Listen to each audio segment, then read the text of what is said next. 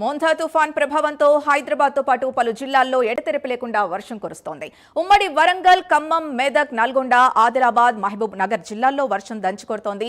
భారీ వర్షాలకు పలు ప్రాంతాలు జలమయమయ్యాయి. దీంతో రాకపోకలు నిలిచిపోయాయి. ధాన్యం కొనుగోలు కేంద్రాల్లో పోసిన వరి ధాన్యం తడిసి ముద్దైంది. చేతికొచ్చిన పంట నీటి పాలు కావడంతో రైతన్నలు తీవ్ర ఆవేదన వ్యక్తం చేస్తున్నారు.